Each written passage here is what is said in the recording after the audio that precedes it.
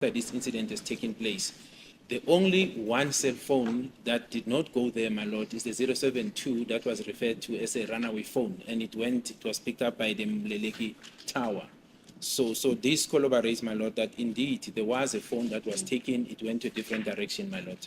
In other words, the cell phone number is the one that belongs to Miss Kelly Kumalo. It's 072. So it's basically 2772-938-2498. That's her cell phone number. And the date is 26 October 2014, time 21:52:40 seconds. And the tower which was picked up is Muleleki MTSGS, my lord. What is important to mention on this aspect, my lord, is that at this time, at this 21:52 seconds, when this phone was picked up at Muleleki Tower, all the other phones of the people who were inside the house were at the clinics, in other words, where the deceased was rushed to, my lord. So you could account for everyone there, but this particular one was somewhere else, and no one could explain who was in possession of, because everyone that was in the house was at the clinic.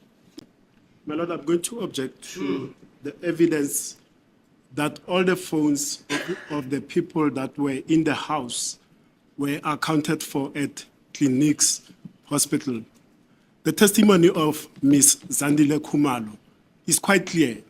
Upon return from clinics, her mother's phone was found on top of the stove, and SENZO's phone was found beneath somewhere in the kitchen as well. So it's incorrect for the witness to say all of the people's phones that were in the house were accounted for at that particular time at the hospital when the 2498 phone was at Moleleki Tower. So you say Zandile's phone was? Zandile says her mother's phone was found on the stove upon return from the hospital, and also SENZO Meyiwa from the hospital, from clinics. It was found on top of the cabinet next to the stove. It's 35111. At 13551 Kutano Street, my lord. That is the crime scene. Yes, sir. My lord, Ms. Fillingham specifically testified about this aspect. She did testify that just barring the cell phone of Zandi's mother, all the cell phones, including the deceased, were at clinics. We can find that portion in the evidence. She did testify about that, my lord. We'll find that. Yeah, you'll have to check, Mr. Ramusipi, please check that.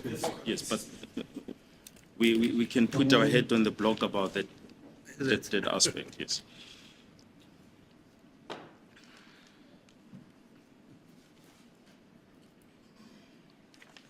Right. Sorry, this I don't like. I recall Pinky Billingham did mention the distances. Did she mention the distance in her evidence about the phone, the so-called phone of Miss Kelly, that it was found, picked up the Moleleki Tower? Yes. Did she mention the distance from the house, 13511, to the Moleleki Tower? What's the distance? Yes, she did mention that. Yes. You remember the dimensions? I remember her saying that. Anyway, you have to check that also. Anybody can assist. Are you aware of that evidence? She did give the dimension. In my recollection, I think it's about 6.3 kilometers from the crime scene to Moleleki Tower, madam. Is that so? But we'll have to verify it. 6.3. Okay, fine. No, it's just just strikes me.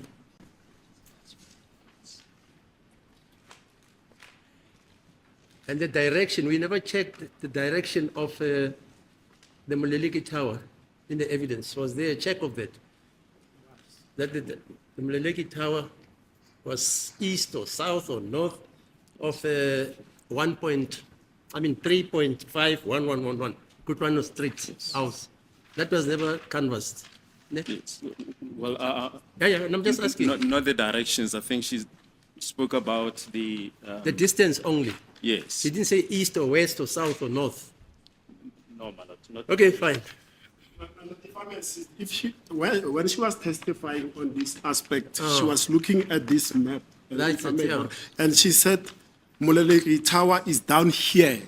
but she didn't specify that down here, Yeah, fine. which direction is that. Okay. So, but the direction there, are they not shown on that No, map? no. Okay, She only fine. spoke about sectors, but Yeah, not, fine. no direction. Okay, Unfiltered family. Okay. Shout out to Advocate Rams. Okay, he came through with the objection like, oh goodness, please, Gininda, stop saying all cell phones showed up at clinics because nope, Zandi. While we're on the topic of corroboration, you want to use corroboration? Let me corroborate you. Zandi Kumalo said her mother's phone was found on the stove and SENZO's phone was also found in the house. But I do agree with Ubaloyi, who's ready to put his head on the block, that Pinky testified that all the phones were at the hospital. And yes, I remember that as well. But let me know in the comment section if you have a different version. But what does that mean for Uzandi Umapopola? It means she is unreliable. What she said is not factual because the facts from Pinky say all the phones. But again, back to the runaway phone. I just want to add this little point before I digress. Excuse me. The runaway phone could have been any phone. There is no way that an Inkabi can come and say, pow, pow, but you know what? Let me collect one cell phone as a memorabilia. There is absolutely no way. Someone in the comment section put this down and said, remember the AKA Inkabi. All he did was pa and kept walking. And he didn't even check for a pulse. He pulled the pow pow and he made his escape. That is all Nkabi needs to do. Follow the assignment. But since Ozandi and friends insist this was intruders, so the intruders, they just made away with just a phone and a little bit of money. What a pity. What a wasted night and what a sad loss for SENZO MEYIWA. But let me know. I mean, even Judge Rata gave us homework, so you guys go ahead, type it in the comment section if you can find the answer. I'm definitely going to fact check this as well. Homework from Rata is, what is the distance from the crime scene to Mololeki Tower? And is it east, west, south, or north? And Rams, okay, Rams is showing off now, stands up yet again and says it is 6.3 kilometers. Okay, Rams is on top of it. But you already know these are things that Ramasipili likes. Ramasipili shined throughout Pinky's testimony, as well as the ballistic striations and dun-dunnies. Those are the things that Rams is about. Rams is all about the technicalities, okay? But you know what's going to happen now? Let's continue listening on because the corroboration didn't work. Strike one, state. On goal, defense. Let's go. Then exhibit triple J7 in brackets A. It's Mololeki SGS to crime scene. Yeah. The distance is about 6.3 kilometers to the crime scene. Okay, fine. Sorry, just start where it says we drove away from the scene.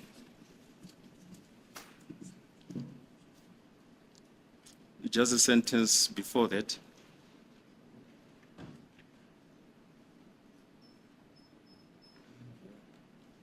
Is the fourth sentence from the bottom. Oh, yes, my lord. So it reads as follows. We drove away from the scene. While driving, Karos and Mtogoziseni asked for the phone and plastic container, which I gave them. Yes. Karos then said, here is my watch. We drove to the hostel and went straight to room 1B.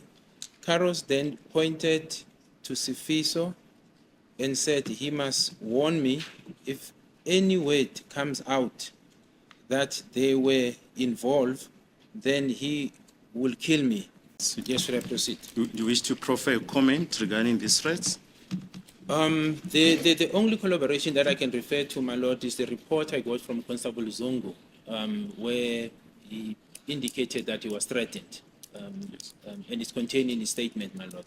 So there were threats that were brought to my attention and specifically mentions accused number one. It relates it to accused Yes. number one, my lord. You've already placed that on record. Second, my lord, just maybe on the previous point, my lord, of the cell phone location. Of the people who were in the house, my recollection is still that the phones were picked up there, but I am open for confirmation, my lord, of Mrs. Kumalo Senior, meaning Kelly's mother Senior, just to confirm that aspect. But what I can say, because it's confirmed by affidavits and all things that have been disclosed even to the defense, that everyone that was in the house was at the clinic, because there were activities as to who said what and did, So, but the issue of the phone that is raised by Mr. Ramsipil, I think one will want to confirm it, because my recollection, he might be correct, my lord, in essence, but I will want to confirm it. Yeah, I think I recall. I recall Zandile said her mother's phone was being charged. Yes. Do you remember that? Yes. Yes, old man remembers. It was on a charger. Yes. And regarding the objection that has been raised by Mr. Ramsipili, we just want to refer to Exhibit J1.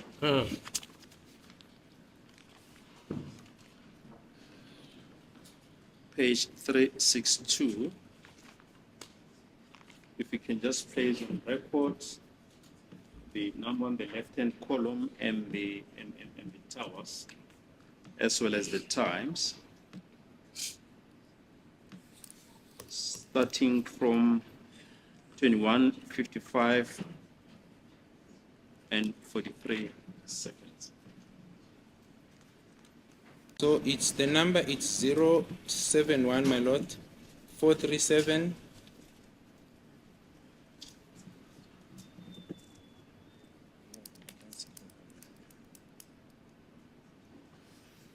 Four three seven 98. The writing is so small here, my lord. 437 9831. Yes. 9831. Do you recognize that number? Well, not in person, my lord. I wouldn't know from Well, the top of my head. It's already on record that it's the deceased cell phone number. Okay, my lord, Yes. yes. And the date, my lord, is 26 October 2014. Time 58 minutes 43 seconds. And the tower location was the next Phosphorus, my lord. And the Yes. next entry? The next entry is the same number, my lord, and the date is still the same, 26 October 2014. Time 58:52 seconds. It's a MTC.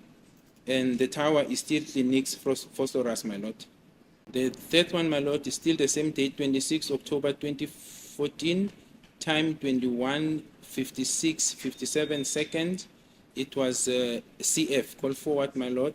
It's the same tower, the next Phosphorus. Until what time is the device at clinics?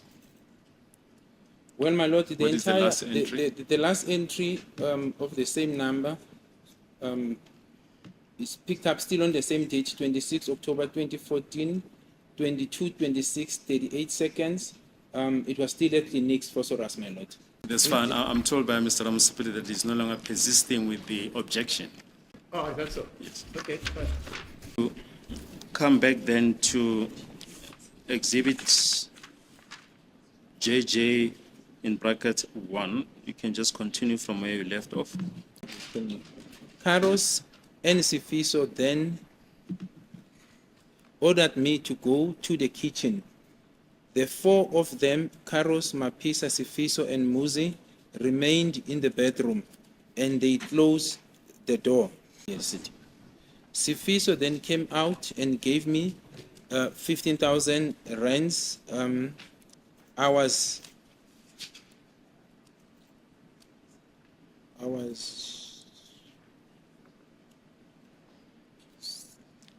Shivering.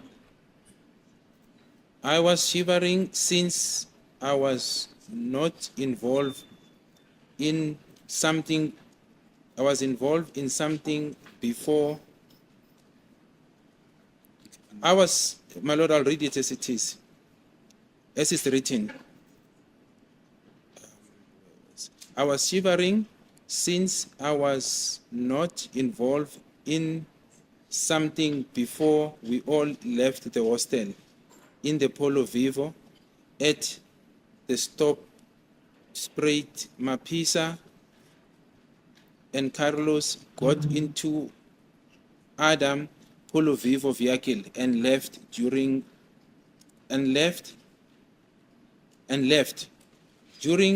the drive to the stop straight from the hostel. Carlos kept on pointing his finger at me, threatening me. He was also swearing because I was visibly frightened. I forgot to mention before then. Pointed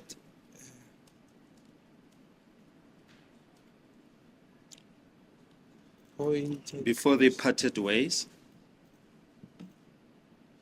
Before they parted ways, the four of them first hand a. I also forgot to mention that Mtogoziseni asked Carlos at the hostel, "Are you sure you really hit him?" At the stop sign, he pointed me with his finger, saying, "I am telling you, you will shit." And he said, a deal is a deal. He also said, if he hears anything, he will kill me. He doesn't know me. Parental home, but Muzi knows and he will show him. He doesn't know my parental home, but Muzi knows and he will show him. Yes, my lord. The collaboration that I got is that there seems to be mention of money paid to accused number one insofar as his confession statement is concerned, and it is the same with the confession with this exhibit, my lord, in relation to the confession made by accused number two.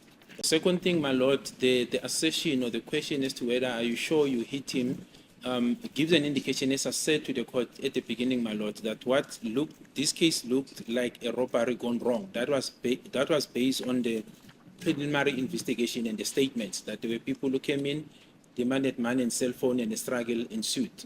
So it looked as a robbery gone wrong. Until then, these confessions were found, which then changed the direction that this was a contractual killing. So this statement, the assertion, or rather the sentence that says, are you sure that you hate him? For me, Yes. simply corroborated that assertion that there was an intention to eliminate the deceased, my lord.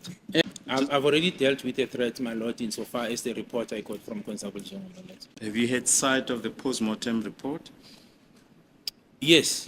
During the preliminary stage, my lord, and this is at the stage when I said was basically on a fact-finding mission to establish as to what direction the investigation must take.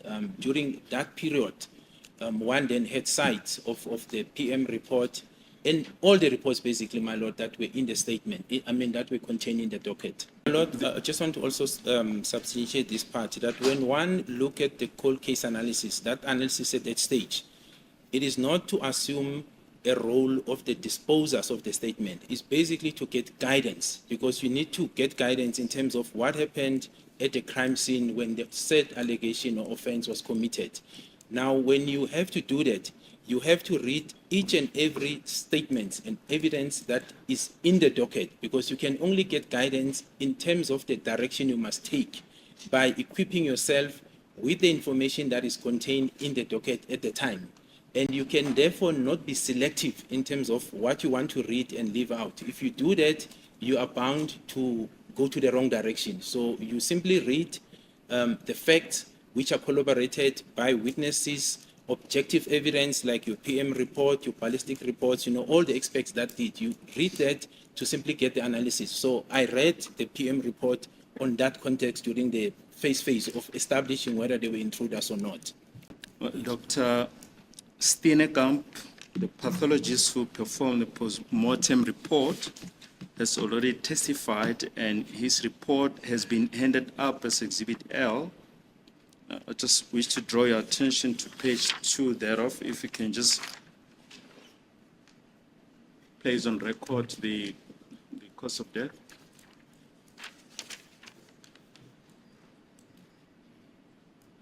It says, my lord, consistent with the bullet wound of the chest involving the heart and lung. You want to proffer any comment regarding the contents of the... My lord, I do recall that in this exhibit JJ, somewhere the deponent does indicate that the second shot, if I'm not mistaken, went off while the firearm was pointed at the chest of the deceased. Now that is consistent and it corroborated by the people who were inside the house who saw what was happening during the struggle. It's then consistent also with the PM report that we just saw. And there's also markings where the pathologist indicates that the wound, the entry wound, was in front and it exited at the back. But the critical point, the important part is the entry wound that was on the chest. But furthermore, Lieutenant Colonel Mangena, when he was doing his reconstruction back in 2014, he also made a comment with regard to the entry wound. Then thirdly, my lord, there are postmortem photos that were taken when the postmortem was done, I think on the following day, on the 28th. And they clearly show that the entry wound was indeed on the chest of the deceased, my lord. So there's that collaboration. My lord, this is really not an objection, but is to correct what the brigadier said, that in exhibit JJ, that's where it is deposed that accused number 2 says the deceased was shot on the chest.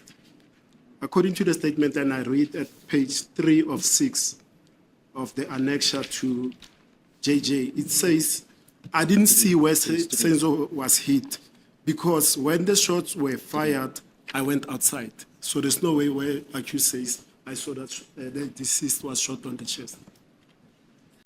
Okay. I think my learned friend was just a step ahead of us. We're just on the point of referring to exhibit HH in bracket 1, which you've already referred to. The last sentence,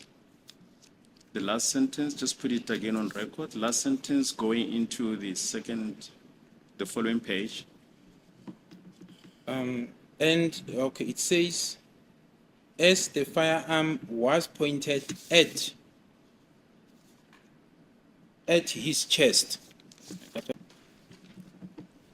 And the assertion I made, my lord, was in relation to this, my lord. Visit one aspect on page 4 of exhibit JJ.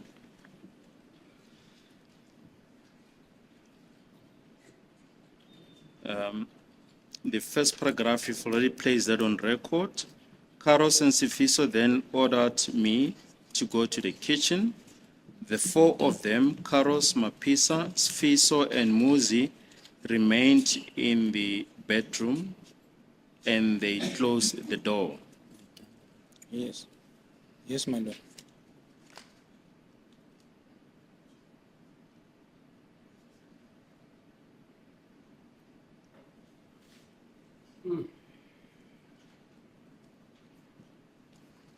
We'll come back to this aspect. 7th of September, 2023, page 20, line 24 to 25, as well as page 21, lines 1 to 3.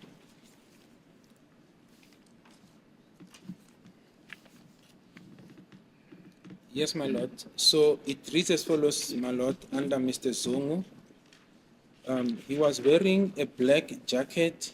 Then Kwabini requested me and said, Uncle, may I please speak to these gentlemen?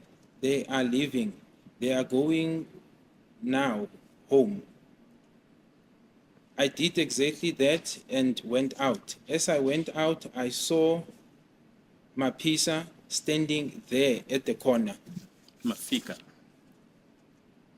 Is it Mafika? Oh, yes. Mafika standing there at the corner. My apologies, my lord. Thank you.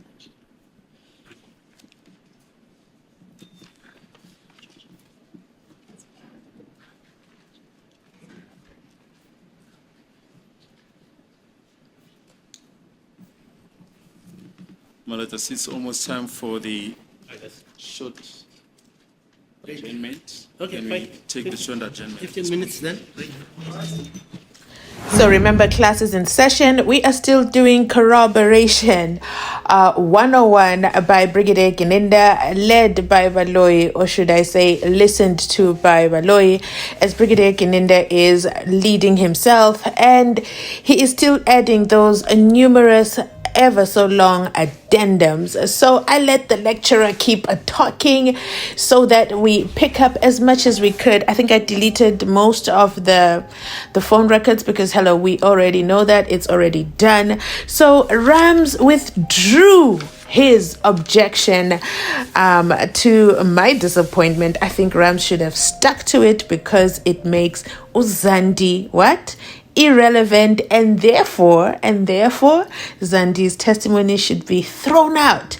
And why? Because Uzandi pointed out Ubongani Ntanzi. Do you see where I'm going with that? So I think Uram should have kept that objection in there, pointing fingers at Uzandi. She's the one who said it. Rams didn't just wake up and make it up. Zandi did say it. It's on the court record. So those phone records, yeah, they prove that Senzo's cell phone was at the hospital. Somebody carried it to the hospital because, as you know, Senzo had already passed away since he was declared late at the hospital. So now there is the corroboration.